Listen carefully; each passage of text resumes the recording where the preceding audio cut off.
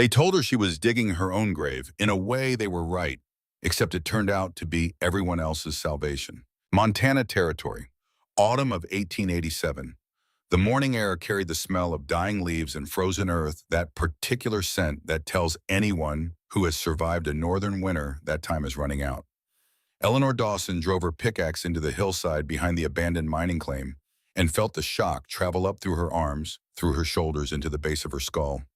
The rock beneath the soil rang like a bell struck wrong. She pulled the axe free, swung again.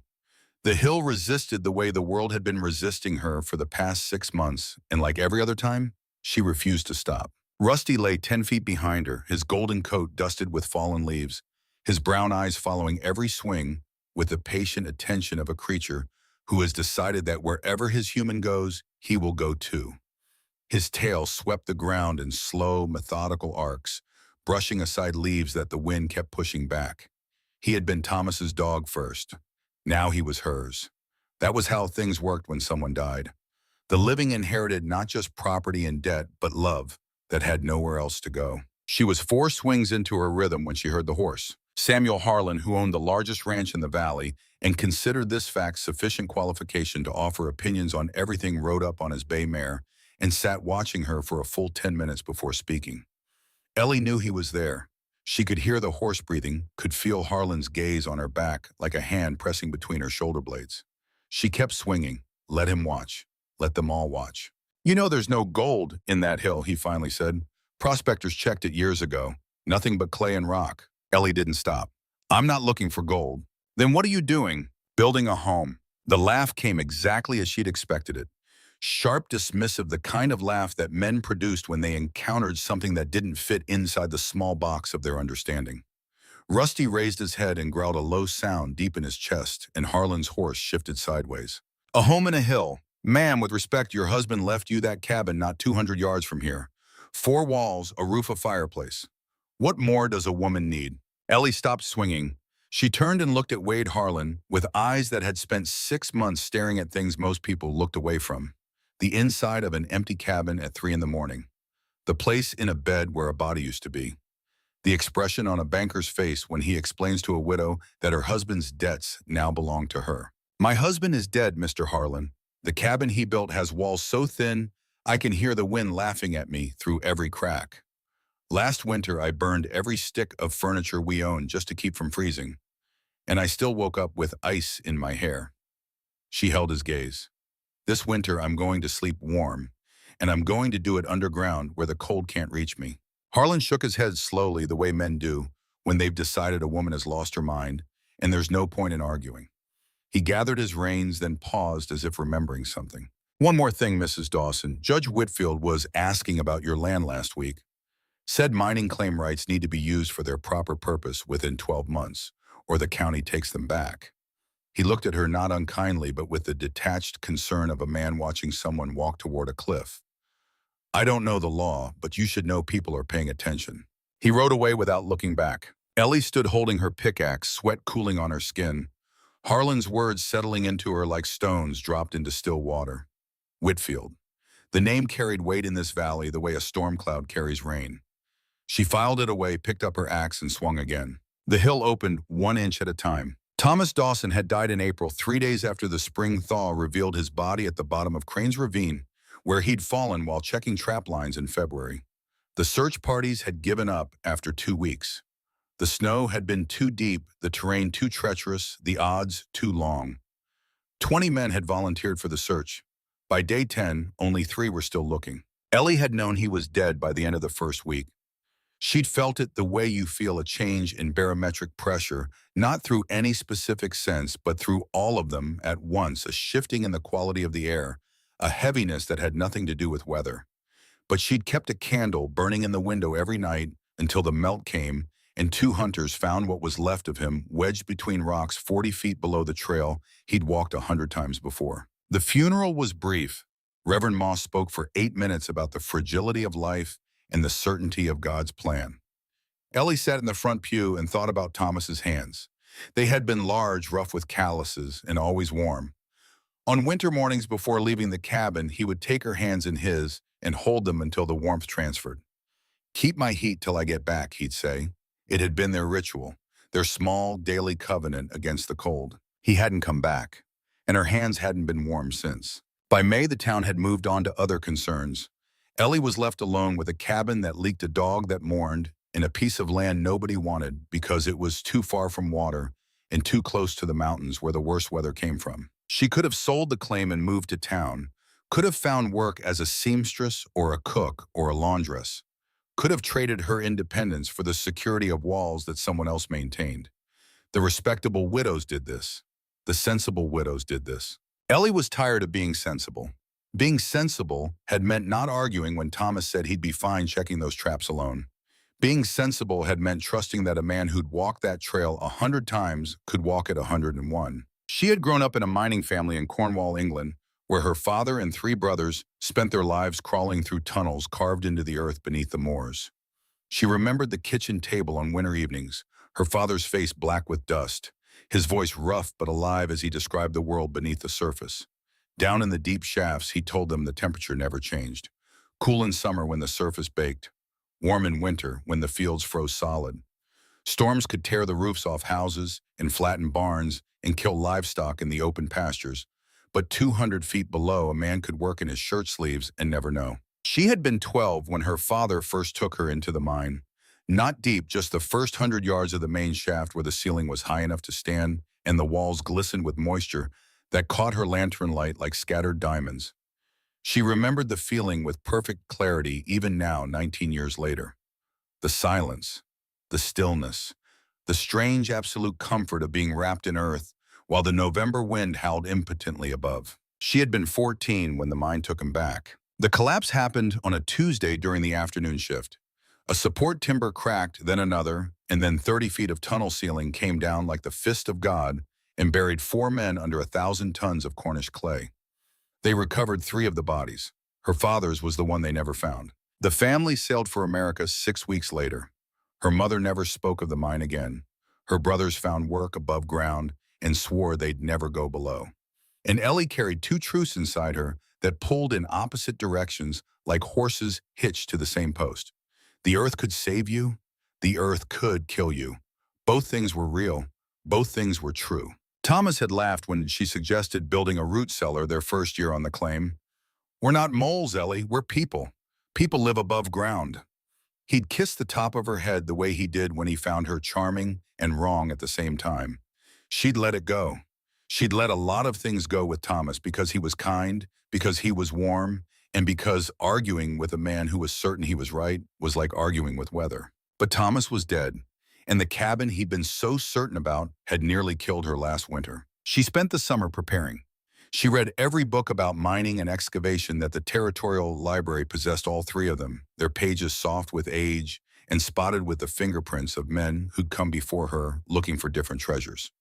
She bought whiskey for old prospectors in town and sat on barrel tops outside the general store, listening to them talk about shoring angles and ventilation shafts and the behavior of water underground. One prospector, a man named Judd who had lost 3 fingers to a drilling accident and walked with the permanent lean of someone whose spine had been rearranged by decades of stooping in low tunnels, told her the most important thing anyone said all summer. "The earth don't lie to you, ma'am. People lie, weather lies. But the earth is what it is. You learn to read it, you learn to trust it. It'll tell you where it's strong and where it's weak. All you have to do is listen." She listened. She walked the hillside for weeks, studying the drainage patterns after rain, digging test holes with a hand spade to check the soil composition at different depths, pressing the earth between her fingers and smelling it the way her father had taught her. Clay smelled different from loam. Rock dust smelled different from sand. The earth told you what it was if you paid attention. She found the spot in late August, a south-facing section of the hillside where the drainage flowed naturally away from the slope, where the test holes showed dense clay beginning at 4.5 feet, where the angle of the hill would give her enough earth above the chamber for insulation without so much weight that the ceiling would be under constant stress. She marked it with a stake and a strip of red cloth from one of Thomas's old shirts. Standing there looking at the small flag snapping in the late summer breeze, she felt something that might have been hope, or might have been terror. With things this big, the 2 felt nearly identical. When the leaves began to turn, she started digging. The first 3 feet were the worst. Topsoil laced with roots thick as her wrist, studded with rocks the size of her head, each one requiring an hour of prying and levering and cursing to remove. Her hands blistered on the first day. The blisters broke on the second. By the third day, she was wrapping her palms in strips torn from an old petticoat, the cotton turning brown with dried blood by noon and needing replacement by evening. Her shoulders burned, her back seized twice, locking her into a bent position that she could only release by lying flat on the cold ground and waiting for the muscles to unknot. She kept going. By the end of the first week, she'd carved a horizontal gash into the hillside about 4 feet deep and 6 feet wide. It looked, she had to admit, exactly like what the neighbors thought it was. A crazy woman's hole in a hill. But she knew what lay ahead. She'd felt it in the test holes. Dense blue-gray clay starting at about 5 feet, in the kind that held its shape when you carved it, that compressed under its own weight instead of crumbling, that sealed against water like natural mortar. Her father had called it miner's friend. She just had to get through the rock and roots to reach it. The neighbors came. They rode by more frequently than before, finding excuses to check on her, really coming to witness the spectacle. Each one had a prediction. Each one was certain. Agnes Pruitt arrived first carrying a plate of cornbread that she held out like a peace offering while her eyes devoured every detail of the excavation. Agnes lived 3 miles east and ran the valley's informal news service through sheer force of will and an inability to keep any observation to herself. She stayed for 20 minutes, asked 7 questions, touched the soil with one finger, as if checking for fever, and left. By nightfall, Ellie knew every family within 10 miles would have a detailed account of the crazy widow's hole, each retelling a little more dramatic than the last. Henrik Pruitt came the next day without cornbread. Agnes's husband was a practical man in the way that small, cautious men are practical. He looked at the excavation, looked at Ellie, and made an offer. $40 for the claim. You take that money, move to town, find yourself a room at the boarding house. Live like a civilized person. Ellie leaned on her pickaxe. My land isn't for sale, Mr. Pruitt. It's not land, Mrs. Dawson. It's a mining claim. And you're not mining. He said this with the particular satisfaction of a man who believes he's identified a flaw in someone else's logic. $40 is more than fair for acreage this far from water. The answer is no. Henrik Pruitt left with the tight jaw of a man who has been denied a bargain he felt entitled to. Ellie watched him go and felt something shift inside her. Henrik hadn't come out of concern. He'd come because he smelled opportunity in her desperation. A widow alone digging a hole, clearly losing her mind. Easy pickings. She swung the pickaxe harder after that. Young Billy Fenton came on the third day riding out from the Harlan Ranch where he worked as a hand. 19 years old with the gangly limbs and permanent sunburn of a boy raised on horseback. Billy didn't offer predictions or money. He sat on a rock and watched her work with an expression of genuine fascination. My pa tried to dig a well once, he said. Hit granite at 8 feet, broke 2 pickaxes, gave up. I'm not digging a well, Ellie said. I know, whole valley's talking about it. He paused. What's it like, the digging, I mean? Nobody had asked her that before. Slow, she said, painful, and every inch feels like winning a war. Billy nodded as if this made perfect sense to him and rode away. Of all her visitors, he was the only one who came back the next day just to see how much further she'd gotten. It was on the 8th day near sunset that the stranger appeared. Ellie was deep enough now that she had to toss the loose soil out of the excavation in buckets, a process that doubled the time for every foot of progress. She was hauling a full bucket up the slope when she noticed a man standing at the edge of the clearing, watching her with an expression she couldn't read. He was perhaps 33, with the weathered face and scarred hands of someone who had spent years doing physical work that didn't pay well enough to keep his clothes mended. His shirt was wrinkled, his boots were cracked, and he smelled, even from 10 feet away, of whiskey. Not the fresh smell of a drink recently taken, but the deep, settled smell of a man for whom whiskey had become less a choice than a climate. But his eyes were steady, and they moved over her excavation with the practiced attention of a professional. He watched her swing the pickaxe 3 times, then spoke. You're at the wrong angle. Tilt your swing about 15 degrees to the left. Let the weight of the head do the work instead of your shoulders. You'll cut your effort in half. Ellie stopped. Who are you? Dalton Schaefer, miner, or I was before the company went belly up. He stepped closer, examining the exposed soil face of her excavation. You've got good clay coming in at about 5 feet. Another foot and you'll be in solid material. That's where the real work starts, but it's also where the structure starts holding itself. I didn't ask for advice. No, you didn't. He looked at her, not the way Harlan had looked or Henrik Pruitt or Agnes. He looked at her the way one craftsman looks at another's work, assessing, evaluating, and beneath the whiskey haze something that might have been respect. I could help. I work cheap. I can't afford cheap. I can't afford anything. Dalton Schaefer shrugged, shoved his hands in his pockets, and walked away into the fading light. Rusty watched him go, then looked at Ellie, then put his head back down on his paws. The next morning, Ellie arrived at the excavation to find that 3 large rocks she'd been planning to remove, each one the size of a flour barrel, and wedged into the left wall of the entrance, had been dug out and rolled to the side. The work was clean, professional, the kind of extraction that left the surrounding soil undisturbed, that didn't compromise the structural integrity of the face. No one had seen who did it. Rusty, who slept in the cabin with Ellie and would have barked at any nighttime visitor, had apparently made an exception. Ellie stared at the cleared rocks for a long time, then picked up her axe and kept digging. The second week brought the clay, and the clay changed everything. It was dense, blue-gray, ancient. It smelled of deep water and long patience of earth that had been compressed by the weight of millennia into something almost like stone, but more forgiving. When Ellie carved into it, the walls held their shape. The ceiling didn't crumble. The material packed against itself, creating surfaces that were smooth and solid, and she realized with a surge of something close to joy exactly what she needed. She began to shape the space with intention now. The entrance tunnel stayed narrow, just wide enough for her shoulders angled slightly upward from outside to inside, so that water would drain out rather than pooling in the main chamber. Past the entrance, she started to widen, carving an oval room that would eventually be 12 feet deep, 10 feet wide, and 7 feet tall at the center. Big enough to live in, big enough to survive in. The work changed character once she was inside the clay. On the surface, digging had been a fight. Every swing met resistance that felt personal, as if the earth actively opposed her presence. But inside the clay layer, the pickaxe moved differently. It bit clean, released clean, left surfaces that held their edges the way good bread holds its shape when sliced. She developed a rhythm, 3 swings to loosen a section, then hands to pull the loosened clay free and pack it into the bucket. Swing, swing, swing, pull. Swing, swing, swing, pull. The rhythm became a clock, and the clock became a companion, filling the silence that would otherwise have been unbearable. She carried each bucket to the surface and dumped it on the growing mound beside the entrance. 47 buckets the first day in the clay.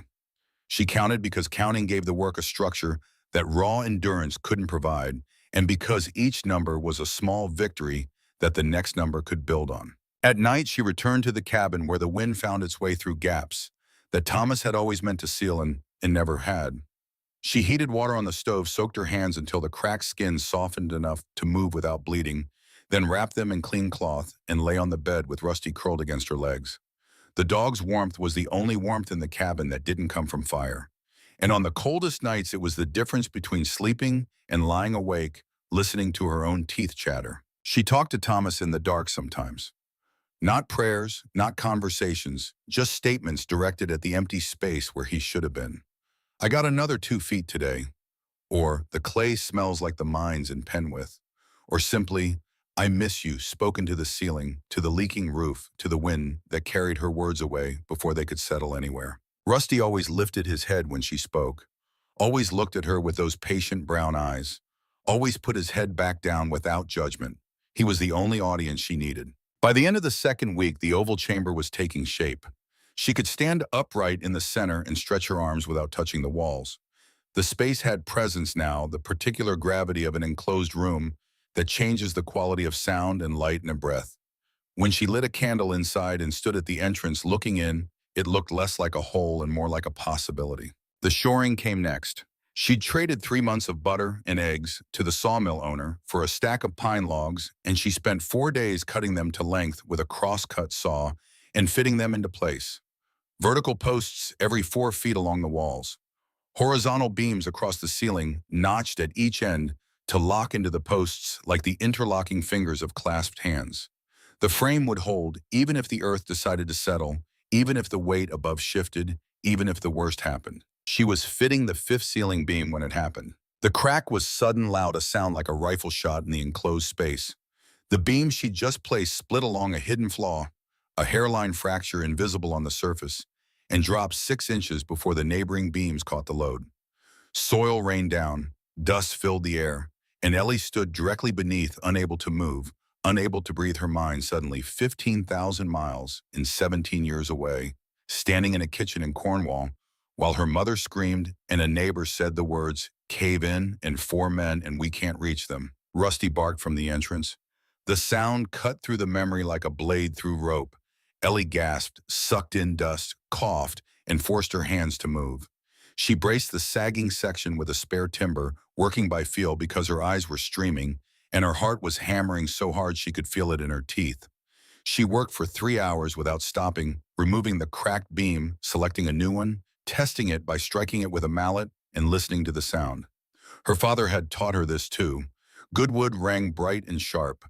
Cracked wood answered with a flat thud, the sound of something broken, pretending to be whole. When the repair was done, she crawled out of the tunnel and sat on the hillside with her arms wrapped around Rusty's neck and shook. Not from cold, not from exhaustion, from the pure animal terror of a woman who has just stood in her father's grave and climbed back out. After that night, there was a hesitation, 2 seconds every time she entered the tunnel, 2 seconds where her feet stopped moving and her breath caught, and every instinct screamed at her to turn around, go back to the leaking cabin, accept the cold, accept the ice in her hair, accept the slow grinding death of a life lived on the surface, where at least the sky couldn't fall on her. 2 seconds, then she stepped forward. Nobody saw those 2 seconds, nobody knew they existed, but they were there every time, and every time she walked through them. Dalton Schaefer came back 3 days after the beam incident. Sober this time, or at least more sober, with a clarity in his eyes that hadn't been there before. He ducked into the entrance without asking permission, examined the repaired beam, ran his fingers along the joint where new wood met old, and came back out. "You fixed it right," he said, "but there's a trick for catching bad wood before you install it. Tap it with your knuckle. Good timber sounds like a knock on a door. Rotten timber sounds like a knock on a coffin." "Why are you helping me?" Ellie asked. "You moved those rocks last week." "Don't bother denying it." Dalton was quiet for a long time. He looked at the tunnel entrance, at the pile of excavated earth, at the tools leaning against the hillside. Then he looked at something that wasn't there. "My wife's name was Margaret," he said. "My daughter's name was Lily. 4 years old. They both died 3 winters ago, diphtheria." He said the word the way you say the name of a place you can never return to. "I couldn't save them. Couldn't build them anything that would have helped. Couldn't do anything except stand there and watch." He turned to Ellie. "You don't stand there, you dig." Ellie said nothing. There was nothing to say that wouldn't have been smaller than the silence. From that day, she didn't send him away when he appeared at the hillside. He came inconsistently, some days sharp and useful, some days reeking of whiskey, and moving with the careful precision of a man trying to pretend he's steady. On those days, Ellie told him to go home. He never argued. He just left and came back the next day or the day after, and they never discussed the gap. It was during one of Dalton's sober days that he told her something that changed the shape of her understanding. They were sitting at the tunnel entrance, eating cold biscuits, when he said almost casually, "Whitfield isn't a bad man, you know." Ellie looked at him. "I know that's not what you want to hear, but he organized the collection when the diphtheria came through, raised money for medicine, wrote to the territorial governor for help." Dalton chewed slowly. "He follows the law because he believes in the law. Problem is the law wasn't written for people like you." Before Ellie could respond, the sound of wheels on the trail silenced them both. A black carriage pulled by a single gray horse stopped at the base of the hill. The man who stepped out was tall, thin, dressed in a dark vest over a white shirt, carrying a leather case with the gravity of a man carrying scripture. His face was not cruel. It was ordered, every feature in its proper place, every expression measured and intentional, the face of a man who had organized his entire existence around the principle that rules exist for good reasons and people who follow them prosper. Judge Horace Whitfield climbed the slope with careful steps and stopped 10 feet from the tunnel entrance. He looked at the excavation, at the timber frame visible inside, at the pile of tools and the stack of pine logs. Then he looked at Ellie. "Mrs. Dawson, I'm here in my capacity as Justice of the Peace." His voice was neither warm nor cold. It was the voice of a document being read aloud. This land is registered as a mining claim under your late husband's name. Under territorial law, mining claims must be actively worked for their stated purpose within 12 months, or they revert to county control. I'm not mining, Judge Whitfield. I'm building a residence. I can see that, but the law doesn't distinguish between intentions, Mrs. Dawson. It distinguishes between categories. This land is categorized as a mining claim. You are not mining. The law is clear. He paused, and when he spoke again, his tone softened in a way that made it worse because the softness was genuine. I would strongly advise you to sell this property and relocate to town. A woman alone this far out before winter. He didn't finish the sentence. He didn't need to. How long do I have? Whitfield opened his leather case and produced a document. I'm giving you 60 days to demonstrate that this land is being used for a legally recognized purpose. Residential construction may qualify under certain provisions of the Homestead Act, but the burden of proof is on you. If you cannot demonstrate legitimate residential use by the end of November, I will be obligated to sign an order of reversion. He handed her the document. Their fingers didn't touch. He walked back to his carriage with the same careful steps, climbed in, and drove away. Ellie stood holding the paper, reading the precise legal language that said, in as many words, that she had 60 days to prove she had a right to exist in the place she'd chosen to exist. 60 days to turn a hole in a hill into something a judge would recognize as a home. 60 days before the law, written by men who'd never spent a winter with ice in their hair, decided she didn't belong here. Rusty pressed his head against her leg. Dalton, still sitting at the tunnel entrance, said nothing. The wind picked up, carrying the first real bite of autumn cold, the kind that promises worse to come. Ellie folded the document, put it in her pocket, picked up her pickaxe, and went back inside the hill. The clock was running, 60 days, and winter was already sharpening its teeth on the mountaintops above.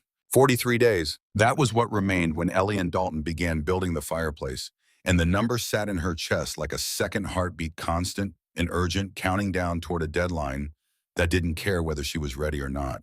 The fireplace was the last major structure the shelter needed to qualify as something a judge might call a home. Everything else was in place. The oval chamber with its timbered frame, the plank flooring she'd laid over, packed earth, the shelves carved into the clay walls where she'd begun stacking provisions. But without a fireplace, without heat, it was still just a cave. And Whitfield would call it exactly that. Dalton arrived sober on the morning they started, carrying a canvas sack of flat stones he'd collected from the creek bed over the previous week. He dumped them at the tunnel entrance without ceremony and said, "These will do for the firebox. Riverstone holds heat longer than quarried rock. Doesn't crack as easy either." They worked together in the back of the chamber building, the fireplace against the rear wall, stone by stone, fitting each piece with clay mortar that Ellie mixed by hand in a wooden bucket. The chimney was the critical part. It had to rise through 8 feet of earth at an angle steep enough to draw smoke upward, but shallow enough to prevent rain and snow from falling straight in.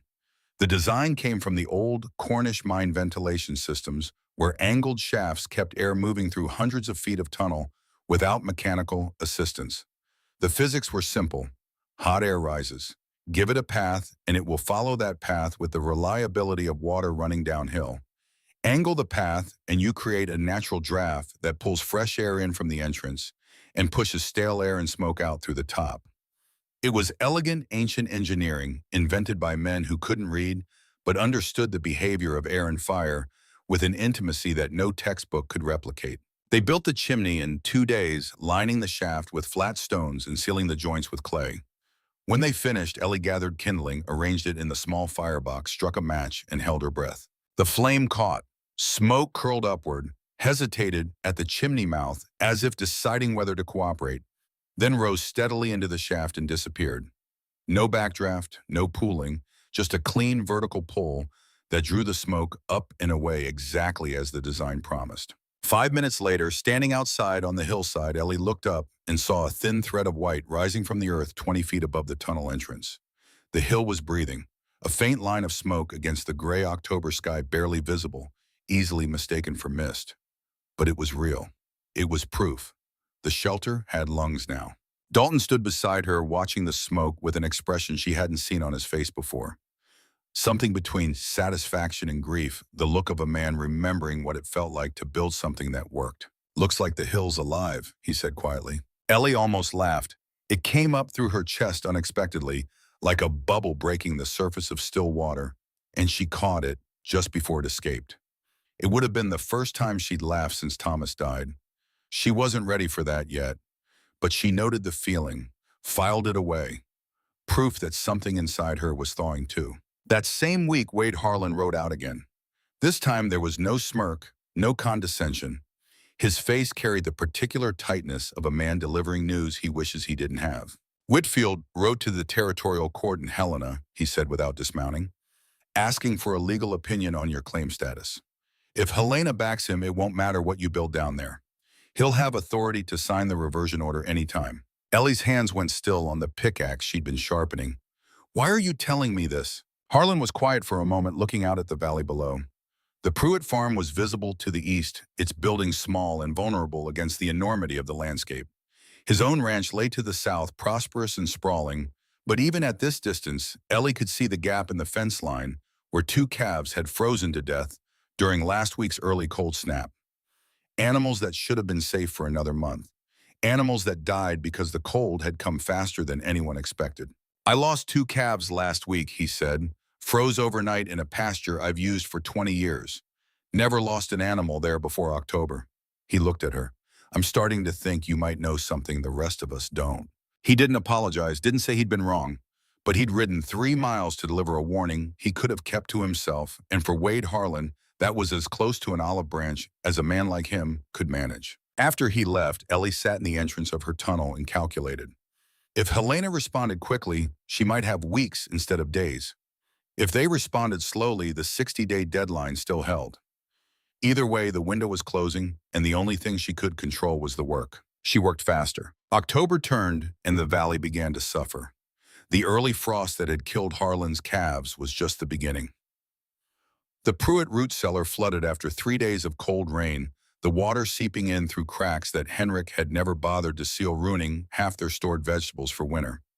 Ellie heard about it from Billy Fenton, who rode by with the regularity of a title schedule, now bringing gossip and taking away stories he'd retell at the Harlan Ranch bunkhouse. The Fenton's well finally hit water.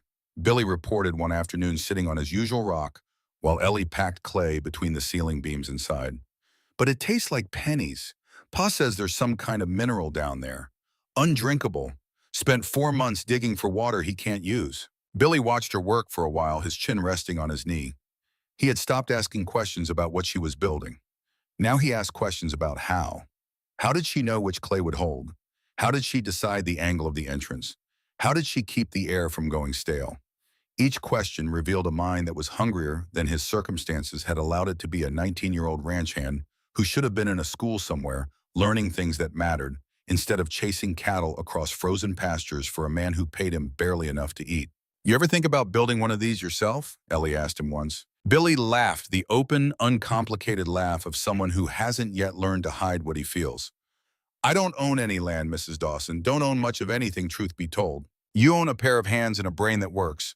That's more than most of the people telling me I'm crazy. He rode away with a thoughtful expression that afternoon, and Ellie found herself hoping that whatever happened next, Billy Fenton would land somewhere that deserved him. Meanwhile, inside the hill, everything held. It was late October when Harlan came to see the inside for the first time. He stood at the tunnel entrance with his hat in his hands, peering into the darkness, the way a man peers into a well, as if he expects something to peer back.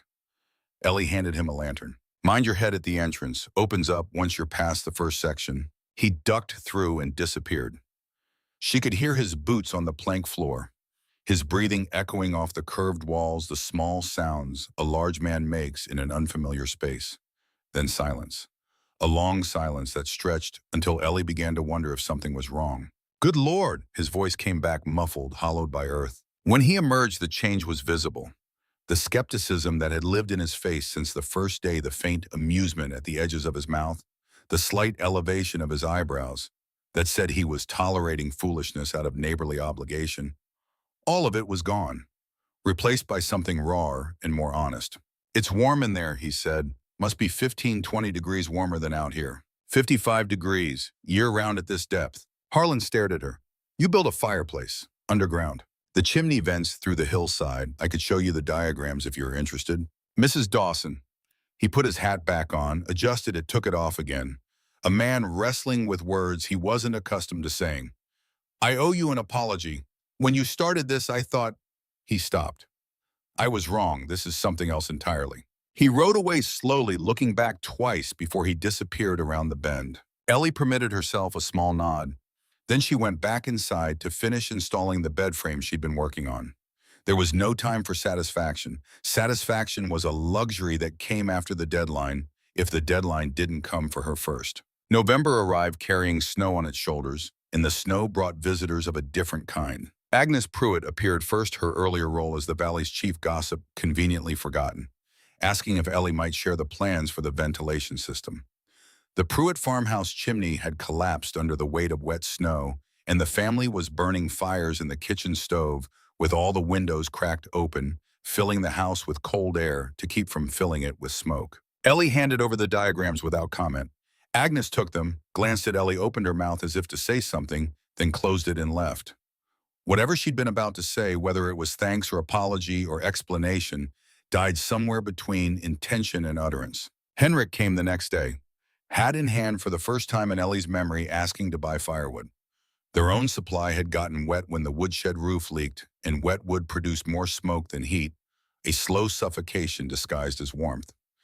Ellie sold him what she could spare at a fair price. She didn't mention his offer to buy her land for $40.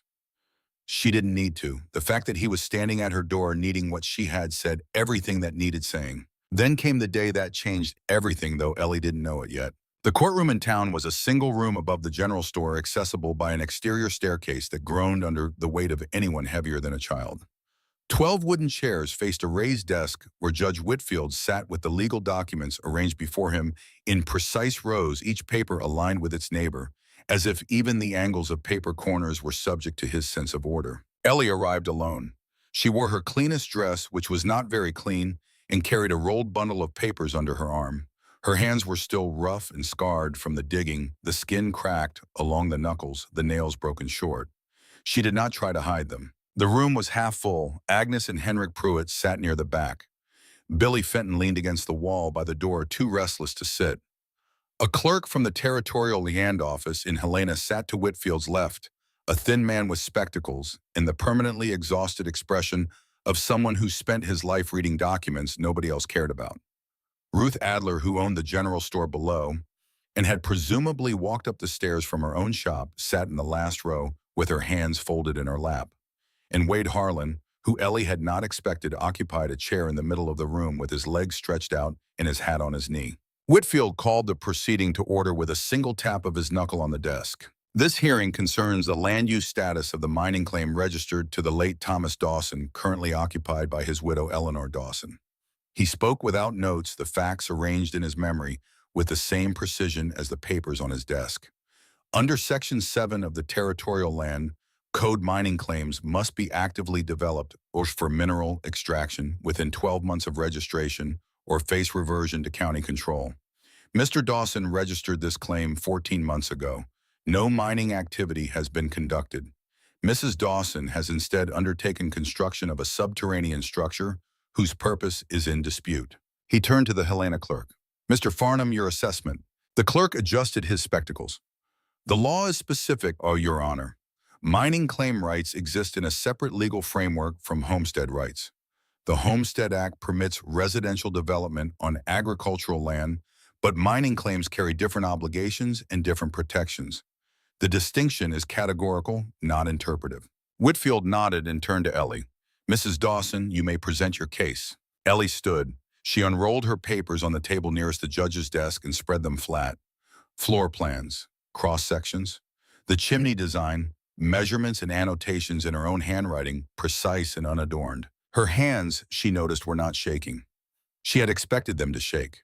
She had expected to feel small in this room full of people who had watched her dig and judged her and talked about her behind closed doors and over supper tables for months. But standing here now with the evidence of her work spread out in front of her, she felt something she hadn't expected. Certainty, not the brittle certainty of someone who has convinced herself she's right, but the deep, settled certainty of someone who has put her body into the truth and felt the truth hold her weight. This is an earth-sheltered dwelling, she said. a permanent residence constructed using techniques adapted from established mining ventilation and structural engineering. It contains a fireplace, a bed storage shelving, a timber-framed interior, and access to a natural water source. Her voice was steady, not loud, not aggressive, but clear in the way that truth is clear when it doesn't need decoration. I am not mining. I have never mined. I am building a home on land that my husband registered that I inherited legally upon his death and that I have improved through my own labor. The Homestead Act recognizes the right of citizens to develop land for residential purposes. What I've built serves that purpose. Nothing about the original registration changes what stands on that ground today. Whitfield studied his plans. His face gave nothing away. The categorization of the land was established at the time of registration. The law does not allow retroactive reclassification based on subsequent use. Then the law should see what's actually there before deciding what it means. A murmur through the room. Ellie held her ground. And then Wade Harlan stood up. Nobody expected it, least of all Ellie. Harlan was not a man given to public gestures. He conducted his business, quietly paid his debts on time, attended church when the weather permitted, and generally kept his opinions inside the fence line of his own ranch. But he stood and the room turned. Your Honor, I've been inside that structure. His voice carried the weight of a man accustomed to being listened to. It's a home, there's a bed in there, a fireplace that works better than mine, and I built mine with a professional mason. There are shelves with provisions, a floor laid clean, walls shored up with timber that would pass inspection in any mine in the territory. He paused. If that's a mine, then my ranch house is a cathedral. Laughter quickly suppressed. Whitfield's jaw tightened. And then a second person stood. Ruth Adler in the back row, rising to her feet with the visible effort of a woman overcoming something heavier than gravity. Ruth was 45. She had run the general store alone since her husband's death 8 years ago. She had never spoken at a public proceeding. She had never contradicted a man in authority. She had survived by being agreeable, by being useful, by being the kind of woman that men described as sensible when they meant obedient. Her hands trembled as she spoke, and she gripped the back of the chair in front of her to steady them. I'd like to say something, Your Honor. Her voice shook on the first sentence, then steadied. Eleanor Dawson has been buying supplies from my store since spring. Lamp oil, fabric, nails, cooking utensils. Not a single item related to mining. Not dynamite, not drilling equipment, not assay supplies. She has been buying the materials of a household because that is what she is building. The room was silent. Ruth sat down. Her hands were still trembling, but her back was straight. Whitfield looked at the Helena clerk. The clerk looked at his papers. A long, difficult silence filled the room like water filling a low place, finding every crack and gap. This court will defer its ruling for 90 days, Whitfield said finally. His voice was even controlled, but Ellie could hear the machinery working behind it, the recalculation of a man whose equation had just gained new variables. To allow for further documentation of land use and consultation with the territorial office. The current occupant may continue residence pending final determination. He gathered his papers, straightened them, tapped them into alignment. Then he looked at Ellie, and for the first time his expression contained something that wasn't legal or procedural. Something human and uncertain, like a man looking at a map and realizing the territory doesn't match. 90 days, Mrs. Dawson. The room exhaled. Chairs scraped. People stood and gathered in small clusters, speaking in low voices the way people speak after witnessing something they'll need time to understand. Agnes Pruitt caught Ellie's eye as she gathered her plans from the table. Agnes opened her mouth closed. It looked down at her hands. The woman who had told every family within 10 miles about the crazy widow's hole now found herself without words. It was, Ellie thought, the first time that had ever happened. Henrik Pruitt was already at the door. His hat pulled low, moving with the speed of a man who wants to leave before anyone asks him about his $40 offer for land that had just been defended by the most powerful rancher in the valley. Billy Fenton caught Ellie at the bottom of the stairs. That was something, he said, his young face flushed with the excitement of someone who has just watched the rules of his world rearrange themselves. Mr. Harlan standing up like that, and Mrs. Adler. Nobody saw that coming. Nobody sees most things coming, Billy. That's the whole problem. She left the courtroom and stood at the top of the exterior staircase, breathing cold November air, looking out at the town that had gossiped about her and the mountains beyond that wanted to kill her. 90 days carried her through winter. Whatever Helena decided, whatever Whitfield eventually ruled, she would have the coldest months inside her shelter, warm, safe, alive. Ruth Adler found her there. "I don't know why I stood up," Ruth said. She was hugging herself against the cold, but the trembling in her hands had stopped. "My hands were shaking the whole time." "You stood up because you knew what was right." Ruth laughed, a short, surprised sound. "I've known what was right for 8 years. Today was the first time I acted on it." She looked at Ellie with an expression that contained admiration and something else. Envy, perhaps. The particular envy of someone who recognizes courage and understands exactly how much of it they've been lacking. "What are you going to do now?" "Same thing I've been doing. Keep digging." Ruth nodded, and something shifted between them, a quiet rearrangement of two lives that had been running parallel and now without announcement or ceremony converged. Through November, the shelter became a home. Ellie hung bundles of pine branches from the ceiling, beams for their clean scent and the mild antiseptic properties of the resin. She wove rugs from fabric scraps and placed them on the plank floor, adding color to the earth-toned space. She moved her books in the small collection that had survived Thomas's debts, 7 volumes that she arranged on the shelf nearest the bed, copper pots on hooks near the fireplace. A mirror salvaged from the cabin hung where it caught lamplight and doubled it. Rusty claimed his spot immediately, a worn blanket beside the fireplace where he could watch both the flames and the tunnel entrance. He seemed to understand that this place was different from the cabin, that his human had built something that deserved guarding. It was a Tuesday evening in the middle of November when Dalton didn't show up. He'd been coming every other day, reliable by his standards, working on finished details inside the shelter. The door frame needed reinforcing. The water basin at the rear of the chamber, where groundwater seeped through a crack in the rock and collected in a hollow Ellie had carved and lined with stone, needed a drainage channel to prevent overflow. Small tasks, but tasks that required the kind of precision that Dalton, when sober, possessed in abundance. He didn't come Tuesday, didn't come Wednesday. On Thursday evening, Ellie walked the 3 miles to town, something she rarely did, and found him at the back table of the only saloon, surrounded by empty glasses, in the particular silence that gathers around a man who is drinking not for pleasure but for erasure. His eyes were red, not from smoke. "Today's Lily's birthday," he said when he saw her. "She'd be 5. Ellie sat down across from him. She didn't take the drink from his hand, didn't lecture, didn't offer comfort in words, because there were no words for this, and they both knew it. "Come on," she said after a while.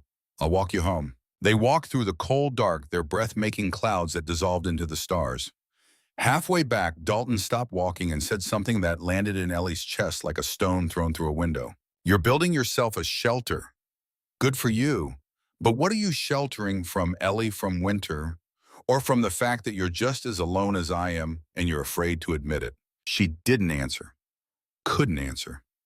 Because the question had teeth, and they were sinking into something she'd been keeping buried deeper than any tunnel. They walked the rest of the way in silence. At the fork where the trail split toward his rented room above the feed store in her hillside, Dalton stopped.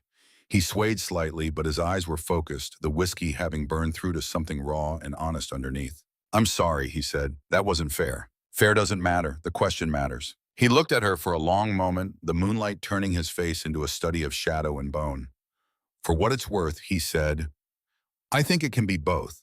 You can be running from something and building towards something at the same time. That's what most people are doing. They just don't have the guts to pick up a pickaxe while they do it." He turned and walked toward town, his footsteps uneven on the frozen ground. Ellie watched until he disappeared, then followed the trail back to the hillside, Rusty trotting ahead, his breath making small clouds that caught the starlight and vanished. That night, alone in the shelter that was almost finished, she sat beside the unlit fireplace and let the question do its work. Was she building this because it was smart?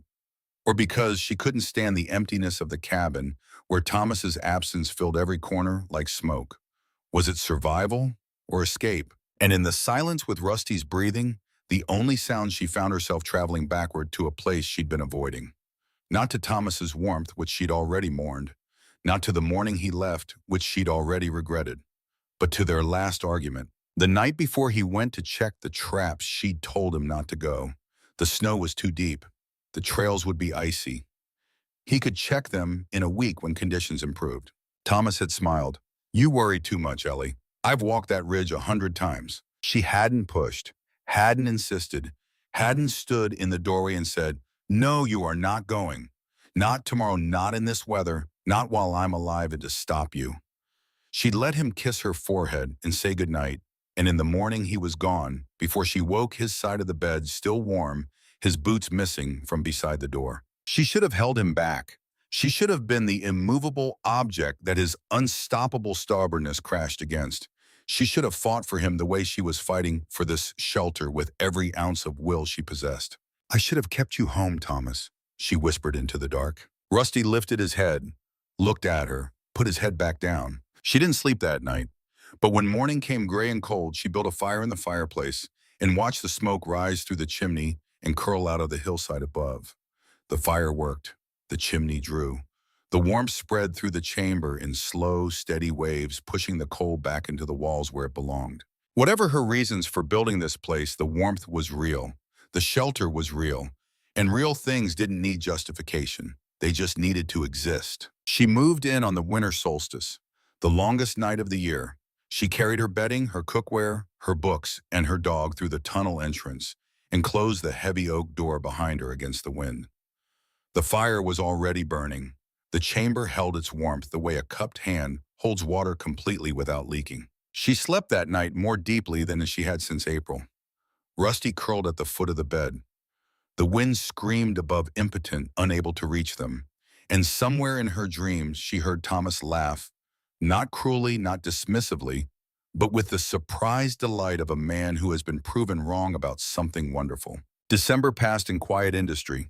Ellie improved the shelter daily, fine-tuned the draft of the fireplace, built a small grate over the fire pit for cooking, carved a second shelf above the bed for the books she read by lamplight during the long evenings. Ruth Adler brought supplies from town once a week now, carrying them on her own back because she didn't own a horse walking 6 miles round trip through increasingly hostile weather, because she had decided that being useful to Eleanor Dawson was more important than being comfortable. They didn't discuss this. Ruth arrived, delivered goods, drank a cup of coffee in the shelter, and walked home. The friendship, if that's what it was, operated on the currency of action rather than words. On one of those visits, near the end of December, Ruth sat longer than usual. She held her coffee cup with both hands and stared at the fire with an expression that Ellie recognized because she'd seen it in her own reflection. The look of a woman taking inventory of her life and finding the shelves emptier than expected. My husband used to say I was the careful one, Ruth said. He was the dreamer, I was the planner. After he died, I kept planned myself right into a box. Careful with the money, careful with the store, careful with what I said and who I said it to. She took a sip. Turns out you can be so careful you forget to actually live. Ellie said nothing.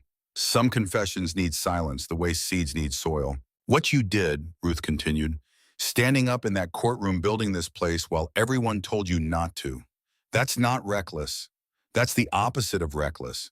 That's deciding what matters and refusing to let anyone take it from you. She set her cup down. I want to learn how to do that. You already did, Ellie said. You stood up at that hearing. Nobody made you. Nobody asked you. Ruth considered this. Then she nodded, once pulled her coat tight, and walked back into the cold. But she walked differently than she had arrived. Straighter, as if something that had been pressing down on her shoulders for 8 years had shifted just enough to let her breathe. January came with false gentleness. The first week was mild by Montana standards, temperatures hovering near 20 degrees, sunshine pale, but present wind restrained. Old Jenkins, the prospector, who had survived more winters in the mountains than anyone else in the valley, stopped by on the afternoon of January 5th. He sat at Ellie's table, drank her coffee, and said very little. But when he stood to leave, his face carried an expression she hadn't seen before. Not fear exactly. Wariness. The deep cellular wariness of an animal that smells something wrong on the wind. 40 years up in those mountains, he said from the doorway. Never seen weather patterns like this. Warm when it should be pressure dropping when it should be steady. Something's building up there, Eleanor, and when it comes down, it won't be ordinary. He pulled his collar up and stepped into the fading light. Then he turned back. If it comes, I'll look for your smoke. She watched him go. Then she went inside and counted her supplies. Firewood stacked along one wall, the spring at the back of the chamber dripping steadily. Dried meat, preserved vegetables, beans, flour, salt, sugar, coffee. Enough for one person for a month. She didn't know it yet, but she would need every ounce of it, and it wouldn't be enough. The blizzard struck on January 7th, 1888. It would later be called the schoolhouse blizzard, the children's blizzard, the storm that changed the definition of what weather could do to a civilization that thought it had already survived the worst.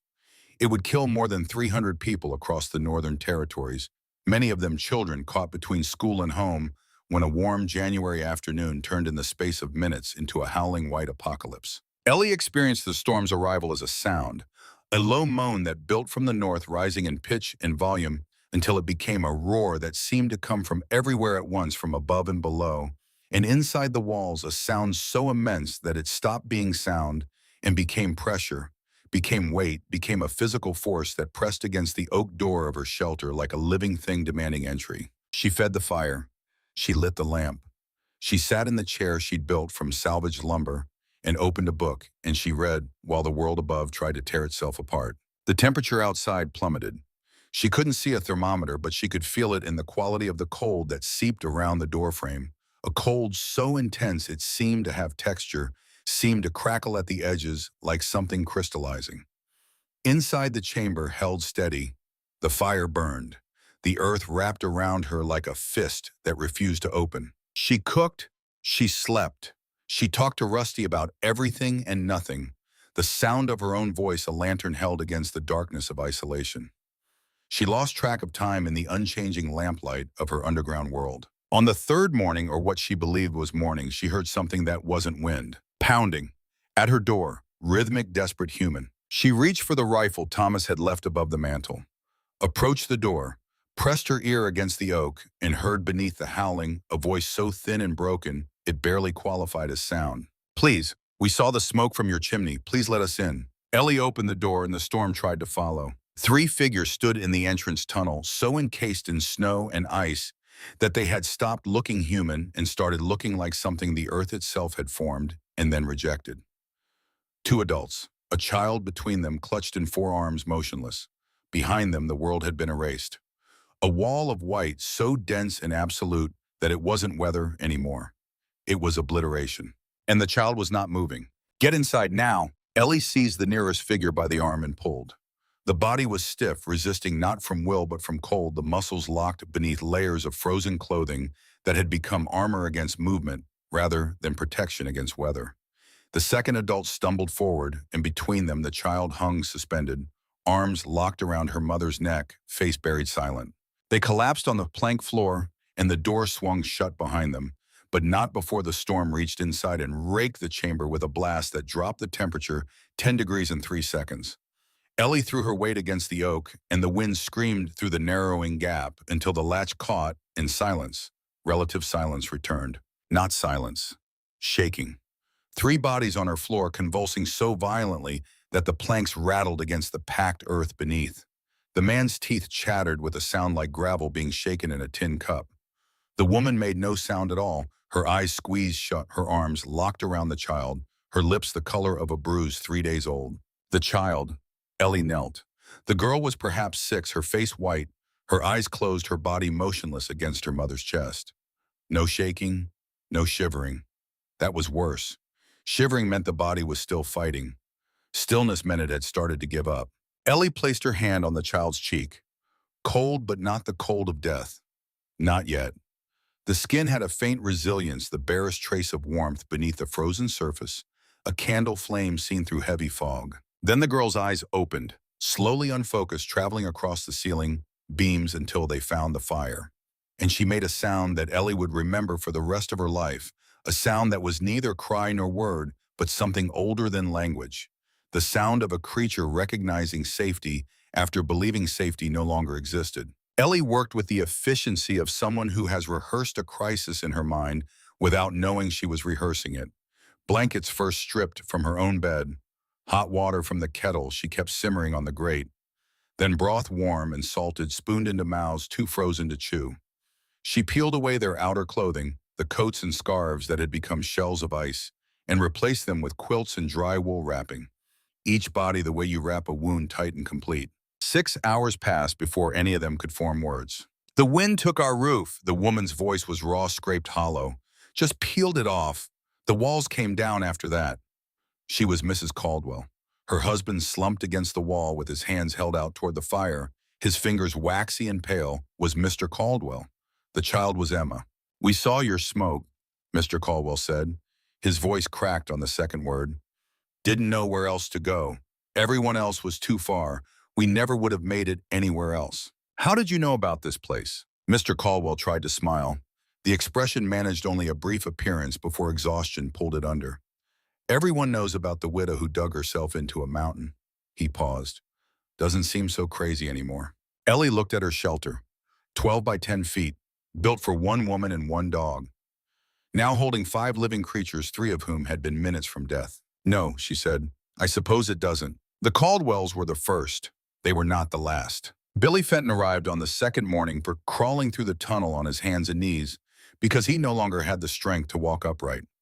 19 years old, separated from a search party, looking for lost cattle, lost himself for 11 hours in conditions that should have killed him in 3. He had survived by following the contour of the hillside, moving not toward any destination, but simply away from the open ground where the wind hit hardest until the faint smell of wood smoke reached him through the whiteout, and he crawled toward it with the last strength in his arms. He didn't speak when he came through the door. He sat against the wall, pulled his knees to his chest, and stared at the fire with eyes that had seen the inside of something that people were not supposed to see and survive. Old Jenkins arrived an hour later. 2 miles through whiteout, guided by smoke, he couldn't see but could smell the way a man who has spent 40 years in mountains trusts his nose more than his eyes. He ducked through the entrance, brushed snow from his shoulders, looked around at the 5 people already crowding the chamber, and said, "Warm in here." Then he sat down, accepted a cup of coffee, and didn't say another word for 4 hours. Sarah Lowe came next in the early afternoon, carrying her infant son Michael inside her coat, pressed against her chest, kept alive by the heat of her own body, because every other source of heat had failed. Her farmhouse had gone cold when the fire died and wouldn't relight the stovepipe choked with ice, the matches too damp, the kindling frozen solid. She had wrapped Michael in 4 blankets, then wrapped herself around the blankets and walked into the storm because staying meant watching her son freeze. She hadn't known about the shelter. She had simply walked towards smoke. When Ellie opened the door, Sarah fell forward into the chamber and didn't get up. Ellie lifted Michael from inside the coat. A terrible second of silence. Then the baby screamed a furious, red-faced howl that filled the underground room with the most beautiful sound any of them had ever heard. The sound of a life that refused to end. 8 people now, 1 dog, 1 infant, in a space built for one. They arranged themselves the way water arranges itself in a container, filling every available space, adjusting to each other's shapes. The Caldwells claimed the area nearest the fire, Emma between them. Sarah and Michael took the corner beside the fireplace where the warmth was most concentrated. Jenkins sat by the door, his back against the frame, a position that seemed casual but that Ellie recognized as strategic. He was the oldest, the most experienced, and he had placed himself at the point of greatest vulnerability without being asked. Billy Fenton sat in the opposite corner, his knees drawn up, his face turned away from the others. After an hour, Ellie noticed his shoulders moving in a rhythm that wasn't shivering. He was weeping. Silently, privately, the way young men weep when they discover that the world can kill them, and almost did. She brought him a blanket, didn't say anything, didn't touch his shoulder or tell him it would be all right. Just placed the blanket over his knees and went back to the fire. Sometimes the only kindness that doesn't humiliate is the kind that pretends not to notice. The hours stretched. Jenkins, when he finally spoke, told stories. Winter survival tales from his decades in the mountains, each one more improbable than the last. A January he'd spent in a hollow log. A blizzard he'd outlasted in a buffalo carcass. A night he'd kept his feet from freezing by burying them in the warm ashes of a dead campfire. Ellie suspected he was embellishing, stretching the truth the way you stretch dough, adding air to make it larger. But it didn't matter. The stories gave people something to listen to besides the wind and their own fear, and that was worth more than accuracy. Sarah sang to Michael in the warm corner. A lullaby in a language Ellie didn't recognize, something soft and repetitive, the musical equivalent of a heartbeat. Michael slept through most of the storm, ate when offered, cried when hungry, and existed in the uncomplicated present tense of an 8-month-old who had no concept of what was happening beyond the boundaries of his mother's arms. Emma Caldwell stopped shaking by the second day, but she would not release her mother's hand. Not to eat, not to sleep, not for any reason. Her fingers stayed locked around her mother's, and her eyes, which had seen their house torn apart around them, stayed fixed on the fire, as if willing it never to go out. Night fell, or Ellie thought it did. Time had become abstract, measured not by light and dark, but by the burning rate of oil in the lamp and the slowly descending level of the firewood stack against the wall. She was calculating how many days of fuel remained when the pounding came. Heavy, urgent, different from the Caldwell's desperate knocking.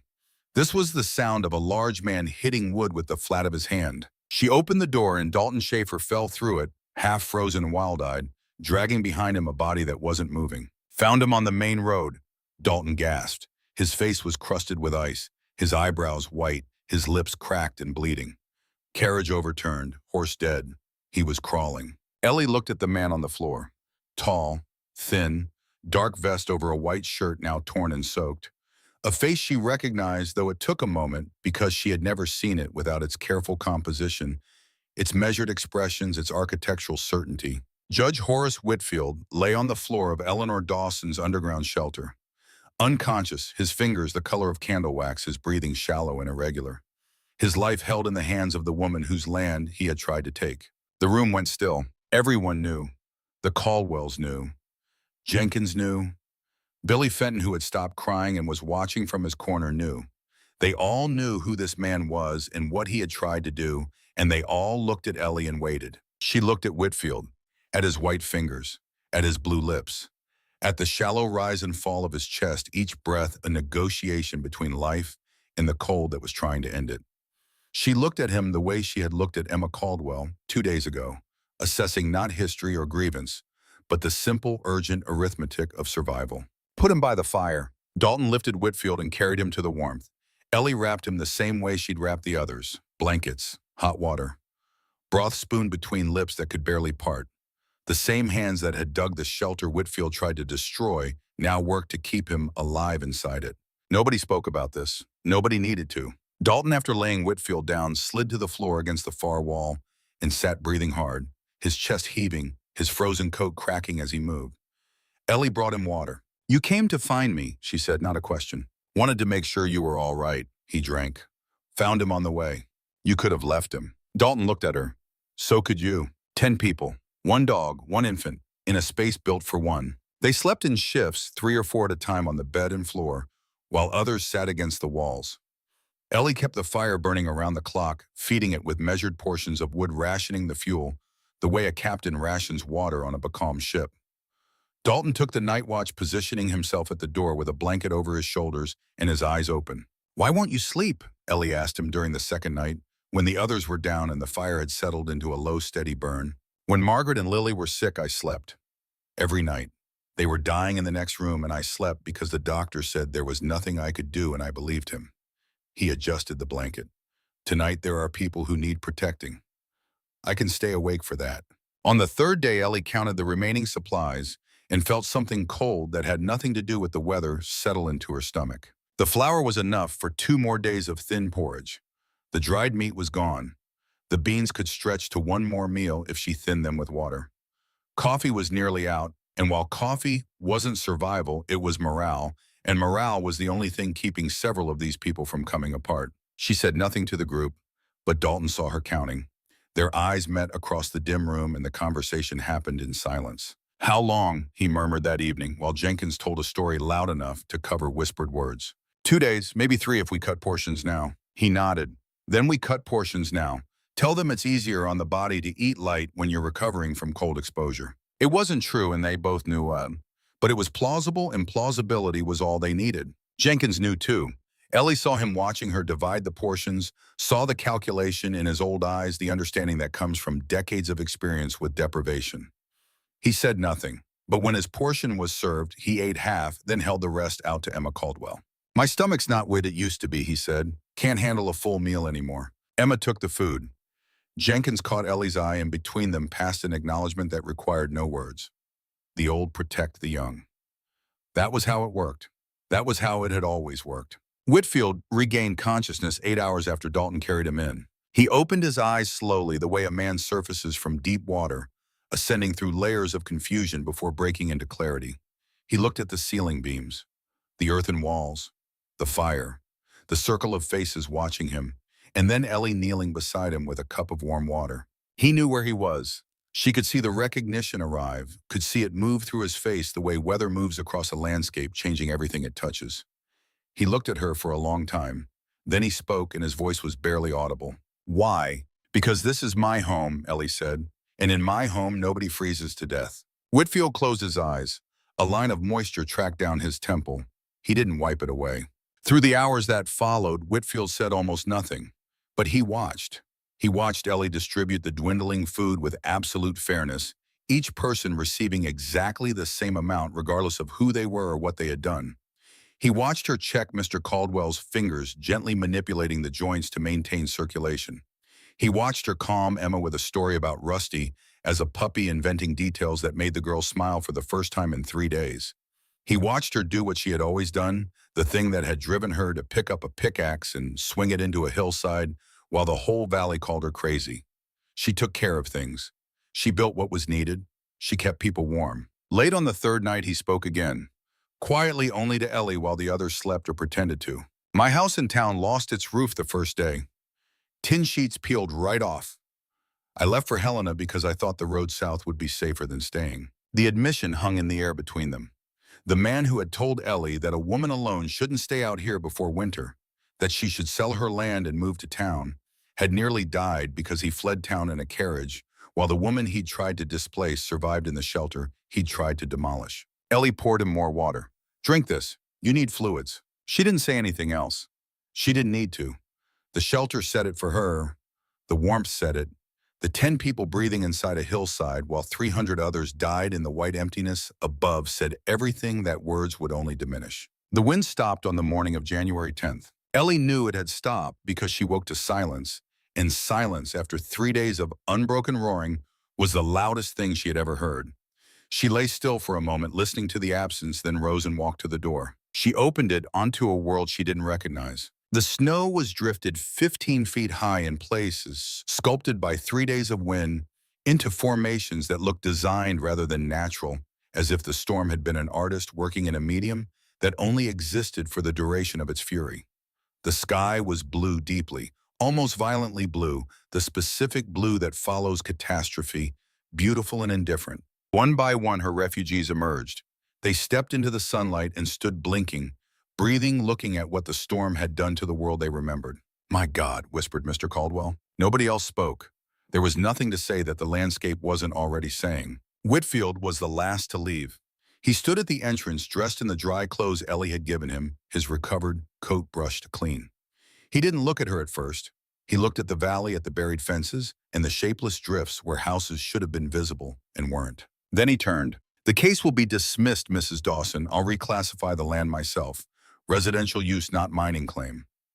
His voice had its old precision, but underneath it, something had shifted in the way foundation stones shift after a flood still in place, but rearranged at angles that change everything built on top of them. 10 people survived in there. That's evidence no court in the territory would overturn. Ellie nodded. "Thank you, Judge." "Don't thank me. I'm applying the law to the facts." The facts changed. He stepped into the snow, then he stopped without turning around. "I would have frozen on that road. You need to know I understand that." He walked away. His footprints in the fresh snow were the first marks on a surface that was otherwise untouched, a page that the blizzard had wiped clean for the world to write on again. Dalton watched him go. "Do you believe him?" Ellie considered. "I believe he believes in the law, and the law says I'm right now. That's enough." The weeks that followed were a reckoning. The valley dug itself out and counted its dead. Frozen bodies found in drifts. Collapsed houses with families still inside discovered when neighbors came to check on them days too late. Children who had left school when the warm afternoon turned murderous and never reached home. Their small bodies found along roads and in fields, some of them within sight of their own front doors. More than 300 dead across the territories. The number was staggering, but numbers don't carry grief the way names do. And in a small valley in Montana, though names were known. The Marsh family, all 4 of them, found in their house with the fire burned to nothing. Tom Reeves, 17, discovered half a mile from the school he had been walking home from. Infant twins born to a family 2 valleys over, dead in their cradle, when the parents couldn't keep the house warm enough to sustain lives that new and small. Ellie's shelter had held 10 people through the worst of it. The story spread the way fire spreads through dry grass fast and impossible to contain. The newspapers picked it up. The territorial governor mentioned it in a speech. Strangers began appearing at the claim wanting to see the underground home that had saved 10 lives. But before the fame, before the speeches, before any of that, there were the small things that mattered more. One week after the blizzard, Ellie and Dalton dug through the snow to the ruins of the Caldwell farmhouse. The roof was gone, the walls caved inward, the contents scattered and buried. They worked for hours with shovels, not looking for valuables, but for one specific item that Mrs. Caldwell had wept about losing. A tin box, the kind you buy at a general store for 50 cents, containing photographs. The family portrait taken the year Emma was born. Mr. Caldwell's parents, dead now, preserved in silver and paper. They found it under a fallen beam, dented but intact. When Ellie brought it to the Caldwells, who were staying with neighbors until they could rebuild, Emma took out the family portrait and held it against her chest. And for the first time since the night her house came apart around her, she let go of her mother's hand. Billy Fenton came back to the shelter the following week, not because he needed warmth or food, but because he couldn't sleep. Every time the wind picked up, every time a board creaked, he was back in the whiteout, crawling through snow that wanted to swallow him, breathing air that cut his lungs, certain that every direction led to death. He sat in the shelter for an afternoon. Ellie didn't ask him to talk, didn't offer advice, just let him sit in the warmth and the quiet and the absolute safety of a space that the worst storm in living memory had failed to breach. He left calmer. He came back twice more before the nightmares faded. He never explained, and she never asked. Spring came late that year, as if even the seasons were reluctant to follow the winter of 1888. But it came, and with it Ruth Adler walked up the hill carrying a leather-bound notebook filled with handwriting that wasn't hers. "I've been writing down everything you told me," she said, "about the construction, the techniques, how to choose a site, how to evaluate the soil, how to shore properly. I think you should teach." "Teach? You saved 10 lives, Ellie. Other people need to know how to save their own." The first class had 17 students, farmers who had lost barns, ranchers who had lost livestock, townspeople who had lost family members and sworn with the desperate conviction of the bereaved that they would never be that vulnerable again. They came with notebooks and questions and the specific humility of people who have been proven wrong about something important. Ellie taught them everything. Dalton stood beside her, demonstrating the physical techniques, translating her knowledge of principles into the practical language of hands and tools. When an older student named Howard Marsh, who had lost his wife in the blizzard and now lived alone in a silence he couldn't bear, struggled with his first excavation, his hands trembling too badly to control the pickaxe, Dalton stood beside him and said quietly, "Tilt your swing 15 degrees. Let the weight do the work." The same words he'd said to Ellie on the first day. Ellie heard them and felt something move in her chest, a recognition that things were beginning to circle back.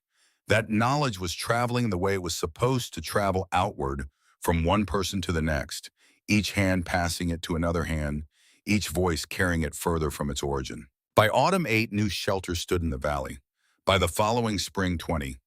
Within 5 years, the technique had spread across the northern territories, adapted and modified for different conditions. A Swedish immigrant named Lindquist improved the ventilation to handle humid climates. A former Army engineer drafted standardized plans that inexperienced builders could follow. A group of Blackfeet craftsmen combined Ellie's principles with their own traditional knowledge, creating structures better suited to the specific conditions of their homeland. Ellie welcomed all of it. She visited the new shelters when she could, learning from innovations that others had made, folding those improvements back into her teaching. "Knowledge isn't like gold," she told her students. "Gold gets smaller when you share it. Knowledge gets bigger. Every person who learns from me and teaches someone else makes the whole community stronger." She never charged for the teaching. She accepted what people offered. Firewood, food, labor on projects she couldn't complete alone. But the knowledge itself she gave away freely. It seemed wrong to do otherwise. Dalton stopped drinking. It didn't happen dramatically. There was no announcement, no declaration, no moment of crisis and resolution. One day, Ellie simply noticed that he didn't smell of whiskey anymore, and she realized she couldn't remember the last time he had. She didn't comment. He didn't explain. Some changes are too important for the smallness of words. He continued helping build shelters for others, using the skills of 12 years in the mines for something that mattered more than pulling minerals out of the ground. When someone asked him why he worked for free, he said only, "I owe somebody." He never specified who. Maybe Margaret, maybe Lily, maybe Ellie, maybe all of them, maybe himself. It was years later on a summer evening that Wade Harlan rode up to the shelter and sat on his horse looking at the entrance the way he had on the first day, except that everything about his expression was different. "You could have been rich, you know," he said. "Patented the design, charged licensing fees, built yourself an empire." Ellie was sitting at the entrance of her shelter, watching the sunset turn the mountains the color of honey. Rusty lay at her feet, old now gray, around the muzzle, his breathing slow and measured, his eyes half closed, in the particular contentment of a dog who has spent his entire life with one person and found it sufficient. He had been there from the beginning, had watched her dig the first shovelful of dirt, had been the first living creature to sleep warm inside the shelter that would save so many lives. He was special in the way that first witnesses are always special, the ones who see the beginning and carry it inside them. "I'm already rich," Ellie said. "I have a home that keeps me warm. I have work that matters. I have a dog who loves me and neighbors who respect me." She looked at Harlan with the same steady gaze she'd given him on the first day, except that now there was no defiance in it, only the settled certainty of a woman who had argued with the world and won. What else does a woman need? Harlan had no answer for that. That night after he'd gone, Ellie sat by the fire with Rusty's head on her lap and thought about Thomas one last time. Not with grief which had softened over the years into something quieter and more manageable. Not with guilt, which she had finally set down, the way you set down a stone you have been carrying so long, you forgot it wasn't part of your body. She thought about him with something new. Gratitude. He had been wrong about many things. Wrong about the traps, wrong about the ravine, wrong about moles and about people and about where safety could be found. But he had been right about one thing, most important thing. He had brought her here, to this hillside, this valley, this particular patch of earth that held the clay, that held the shape, that held the heat, that held 10 lives on the worst night in territorial history. Without Thomas, she would never have come to Montana, would never have stood on this hill, would never have swung a pickaxe into the ground and found beneath the rock and root and pain a home. "Thank you, Thomas," she whispered, and she meant it for everything. For the love and the law and the cabin that leaked, and the land nobody wanted, and the life that had broken her open so that something new could grow in the breaking. Rusty's tail moved once, a single slow sweep against the floor.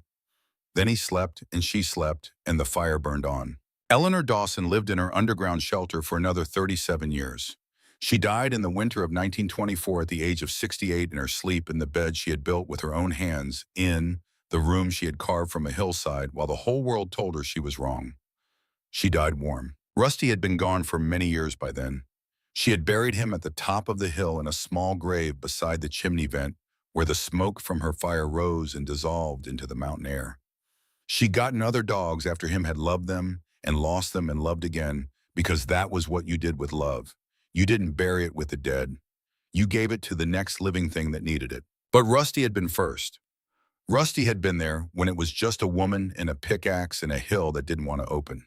And in Ellie's heart, he never left that spot beside the fireplace, watching the flames, watching the door, waiting for whatever came next, with the unshakable faith of a creature who had decided long ago that his person knew what she was doing. She was buried beside him at her own request.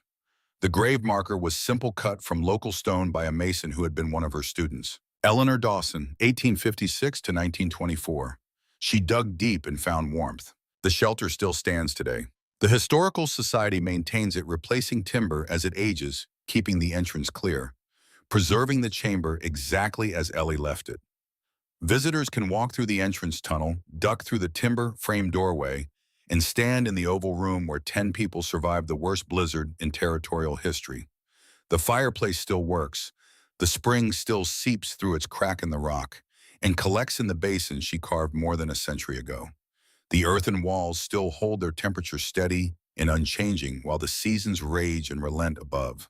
The guides tell her story to every group that passes through.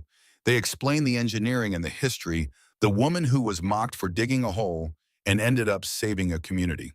But the part that visitors carry with them, when they leave the part they tell their children about the part that settles into them, the way warmth settles into cold hands, is simpler than engineering or history. It is the story of a woman who lost everything and chose to build something new. A woman who listened to her own knowing when everyone else's certainty had failed.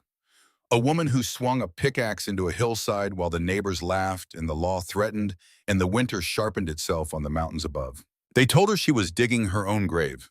They told her she was crazy foolish, wasting her time on something that would collapse around her. She kept digging anyway. And when the storm came, the storm that killed hundreds, that buried houses and froze cattle, and turned the open prairie into a place where the living envied the dead, she was warm. She was safe. She was alive. And so were the 10 people who found their way to her door, drawn by the smoke rising from a hillside, the only sign of life in a world that had surrendered to the cold. Some lessons take a lifetime to learn. Some people never learn them at all. But Eleanor Dawson knew, she had always known, the surface world is hostile, unpredictable, deadly. But dig deep enough past the rock and the roots and the fear and the grief, and you find something the surface cannot touch. You find warmth, you find shelter, you find home. All you have to do is keep swinging.